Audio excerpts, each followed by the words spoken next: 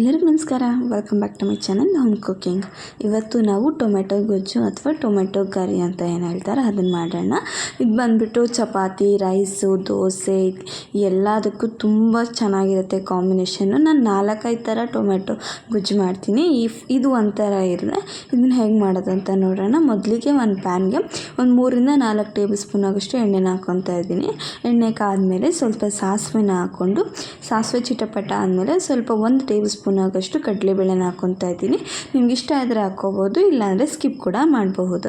ಹಾಗೆ ಇದನ್ನು ಕಡಲೆಬೇಳೆ ಸ್ವಲ್ಪ ಕಲರ್ ಚೇಂಜ್ ಆಗೋವರೆಗೂ ಚೆನ್ನಾಗಿ ಫ್ರೈ ಮಾಡಿಕೊಂಡು ಇದಕ್ಕೆ ಖಾರಕ್ಕೆ ತಕ್ಕಷ್ಟು ಹಸಿಮೆಣ್ಸಿನ್ಕಾಯಿನ ಹಾಕ್ಕೊತಾ ಇದ್ದೀನಿ. ಹಸಿಮೆಣ್ಸಿನ್ಕಾಯಿ ಇಷ್ಟ ಇದ್ರೆ ಹಾಕ್ಕೊಳ್ಳಿ, ಇಲ್ಲ ನೀವು ಒಣಮೆಣ್ಸಿನ್ಕಾಯಿ ಕೂಡ ಯೂಸ್ ಮಾಡ್ಬೋದು. ಹಸಿಮೆಣ್ಸಿನ್ಕಾಯಿ ಹಾಕಿದ್ರೆ ಒಂಥರ ಟೇಸ್ಟ್ ಚೆನ್ನಾಗಿರುತ್ತೆ ಅಂತ. ಈಗ ಒಂದು 4-5 ಬೆಳ್ಳುಳ್ಳಿನ ಜಜ್ಜಿಕೊಂಡು ಸಿಪ್ಪೆ ತೆಗೆದು ಹಾಕ್ಕೊತಾ ಇದ್ದೀನಿ. ಅದನ್ನು ಕೂಡ ಚೆನ್ನಾಗಿ ಫ್ರೈ ಮಾಡಿಕೊಂಡು ಇದಕ್ಕೆ ಒಂದು 2 ಈರುಳ್ಳಿ, ದಪ್ಪ ಈರುಳ್ಳಿನ ಕಟ್ ಮಾಡ್ಕೊಂಡು ಸಣ್ಣದಾಗಿ ಹಾಕ್ಕೊಂಡಿದ್ದೀನಿ. ಅದು ಚೆನ್ನಾಗಿ ಈರುಳ್ಳಿ ಕಲರ್ ಬ್ರೌನ್ ಆಗೋವರೆಗೂ ಚೆನ್ನಾಗಿ ಫ್ರೈ ಮಾಡ್ಕೋಬೇಕು.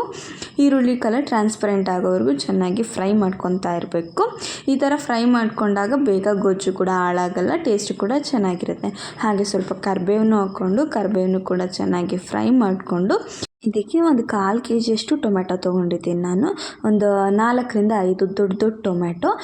ವೆಯ್ಟಲ್ಲಿ ಹೇಳಬೇಕು ಅಂದರೆ ಒಂದು 1/4 kg ಇದೆ ಟೊಮೆಟೊ. ಅಷ್ಟನ್ನು ಹಾಕ್ಕೊಂಡು ಸಣ್ಣದಾಗಿ ಕಟ್ ಮಾಡ್ಕೊಂಡಿರೋಂಥ ಟೊಮೆಟೊನ ಹಾಕ್ಕೊಂಡು ಚೆನ್ನಾಗಿ ಫ್ರೈ ಮಾಡ್ಕೋಬೇಕು. ಟೊಮೆಟೊ ಬೇಯೋಕ್ಕೆ ಬೇಗ ಆಗಬೇಕು ಅಂದರೆ ಒಂದು ಸ್ವಲ್ಪ ಉಪ್ಪನ್ನ ಹಾಕ್ಕೊಂಡ್ರೆ ಬೇಗ ಬೇಯುತ್ತೆ. ಅದೆಲ್ರಿಗೂ ಗೊತ್ತಿರುತ್ತೆ ಅಂದ್ಕೊತೀನಿ.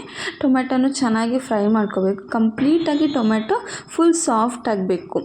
ಗೊಜ್ಜು ಥರ ಆಗಬೇಕು ಟೊಮೆಟೊ ಬೆಂದಿರೋದು. ಆವಾಗ ಗೊಜ್ಜು ಚೆನ್ನಾಗಾಗೋದು. ಈ ಥರ ಬೇಯೋಕ್ಕೆ ಮುಂಚೆನೇ ನಾವು ಮಸಾಲೆಗಳು ಹಾಕ್ಕೊಂಡ್ಬಿಟ್ರೆ ಅಷ್ಟು ಟೇಸ್ಟ್ ಬರೋಲ್ಲ. ಇದನ್ನು ಒಂದು 5 ನಿಮಿಷ ಲಿಡ್ನ ಕ್ಲೋಸ್ ಮಾಡಿಬಿಟ್ಟು ಫ್ರೈ ಮಾಡಿಕೊಂಡ್ರೆ ಚೆನ್ನಾಗಿರುತ್ತೆ, ಬೇಗ ಕೂಡ ಆಗುತ್ತೆ. ನೋಡಿ, ಈ ಥರ ಫುಲ್ಲು ಸಾಫ್ಟ್ ಆಗಬೇಕು, ಟೊಮೆಟೊ ಫುಲ್ಲು ಮೆತ್ತಗಾಗಬೇಕು. ಆ ಥರ ಟೊಮೆಟೊನ ಫ್ರೈ ಮಾಡ್ಕೋಬೇಕಾಗುತ್ತೆ. ಟೊಮೆಟೊ ಎಲ್ಲ ಫ್ರೈ ಆದಮೇಲೆ ಇದಕ್ಕೆ 1 ಚಿಟಿಕೆ ಆಗೋಷ್ಟು ಅರಿಶಿನ ಹಾಕ್ಕೊಂಡಿದ್ದೀನಿ. ಒಂದು ಅರ್ಧ ಟೀ ಸ್ಪೂನ್ ಆಗೋಷ್ಟು ಅಂದ್ಕೊಳ್ಳಿ. ಇದಕ್ಕೆ 1 ಟೇಬಲ್ ಸ್ಪೂನ್ ಆಗೋಷ್ಟು ಖಾರದ ಪುಡಿ, ಅಚ್ಚ ಖಾರದ ಪುಡಿನ ಹಾಕ್ಕೊತಾ ಇದ್ದೀನಿ.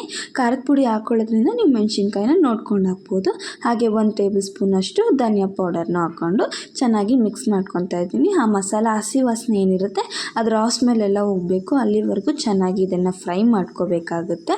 ನಿಮಗೆ ಖಾರ ನೋಡ್ಕೊಂಡು ಹಾಕೊಳ್ಳಿ, ಏಕೆಂದರೆ ಹಸಿಮೆಣ್ಸಿನ್ಕಾಯಿನೂ ಹಾಕ್ಕೊಂಡಿರ್ತೀವಿ. ಖಾರ ನೋಡಿಕೊಂಡು ನಿಮ್ಗೆ ಯಾವ ಥರ ಬೇಕೋ ಅಷ್ಟು ಥರ ಹಾಕ್ಕೋಬೋದು. ಇದಕ್ಕೆ ಒಂದು ಅರ್ಧ ಗ್ಲಾಸಷ್ಟು ನೀರನ್ನ ಹಾಕ್ಕೊತಾ ಇದ್ದೀನಿ.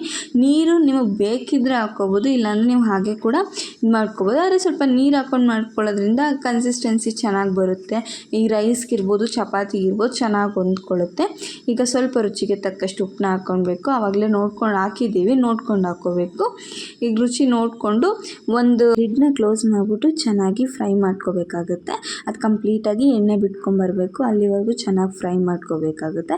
ನೀವು ಎಣ್ಣೆ ಜಾಸ್ತಿ ಹಾಕ್ಕೊಂಡ್ರೆ ಇನ್ನೂ ಚೆನ್ನಾಗಿ ತೇಲುತ್ತೆ. ನಾನು ತುಂಬ ಜಾಸ್ತಿ ಎಣ್ಣೆ ಎಲ್ಲ ಯೂಸ್ ಮಾಡ್ತಾಯಿಲ್ಲ, ಆರೋಗ್ಯ ದೃಷ್ಟಿಯಲ್ಲೂ ಒಳ್ಳೆಯದಲ್ಲ ಅಷ್ಟೊಂದು ಎಣ್ಣೆ ಯೂಸ್ ಮಾಡೋದ್ರಿಂದ. ಒಂದು 5 ನಿಮಿಷ ಹಾಗೆ ನೋಡಿ. ಇವಾಗ ನಾವು ಹಾಕಿರೋ ಎಣ್ಣೆನ ತೇಲ್ತಾ ಇದೆ, ಅದು ನೀಟಾಗಿ ಗೊತ್ತಾಗ್ತಾ ಇದೆ ನಿಮಗೆ.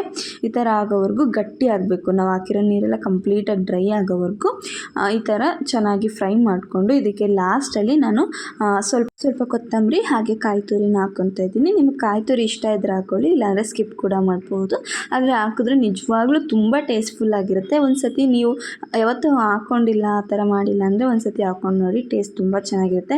ರೈಸಲ್ಲೆಲ್ಲ ತಿನ್ಬೇಕಾದ್ರೆ ಮಧ್ಯ ಬಾಯಲ್ಲಿ ಸಿಗುತ್ತೆ, ತುಂಬ ಚೆನ್ನಾಗಿರುತ್ತೆ. ಒಂದು ಸತಿ ಈ ಥರನೂ ಟ್ರೈ ಮಾಡಿ ನೋಡಿ. ನಿಮಗೇನಾದ್ರು ರೆಸಿಪಿಗಳು ಇಷ್ಟ ಆಗ್ತಾಯಿದ್ರೆ ದಯವಿಟ್ಟು ಕಮೆಂಟ್ ಬಾಕ್ಸಲ್ಲಿ ತಿಳಿಸಿ. ಹಾಗೆ ಚಾನಲ್ನ ಸಬ್ಸ್ಕ್ರೈಬ್ ಮಾಡಿ, ಬೆಲ್ ಐಕಾನ್ನ ಕ್ಲಿಕ್ ಮಾಡೋದು ಮರಿಬೇಡಿ. Thank you for watching.